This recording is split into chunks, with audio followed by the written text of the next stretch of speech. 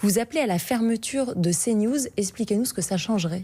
Très clairement, alors s'il est vrai que cet appel à la fermeture est un appel de rupture, y compris radical, qui permet à la fois de pouvoir créer un élément de discussion, y compris de pouvoir interroger ce qui se passe en fin de compte dans la ligne éditoriale de CNews, ça changerait beaucoup. Ça changerait déjà de réduire la force de la diffusion en fin de compte de la haine.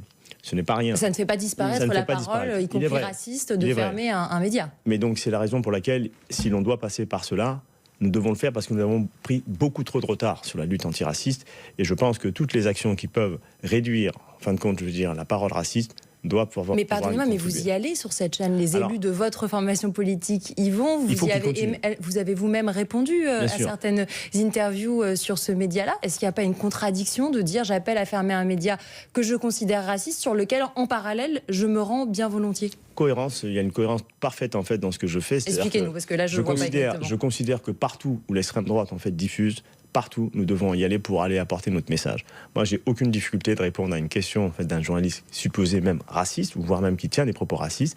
Je suis prêt à le faire. En revanche, je ne débat pas avec les racistes, c'est pas la même chose. Et donc CNews a une capacité de diffusion, et cette diffusion de la haine doit être combattue partout. Et c'est la raison pour laquelle, lorsque nous sommes invités, la France Insoumise ou d'autres camarades de la France Insoumise doivent y aller aussi pour porter en fait notre message. Je pense que c'est ça l'essentiel. Et vous n'avez pas peur que ces appels à la fermeture, ça renforce tous ceux qui pensent que la liberté d'expression est menacée, qu'on ne peut pas dire ce qu'on veut, qu'il existerait une bien-pensance de... C'est vrai, il y a toujours eu cette risque. Et c'est justement qu'il y a en permanence en fait, ce chiffon rouge en fait, qui est à la fois agité, qui permet enfin qu'à l'extrême droite et au discours raciste de prospérer. C'est ça la réalité en réalité.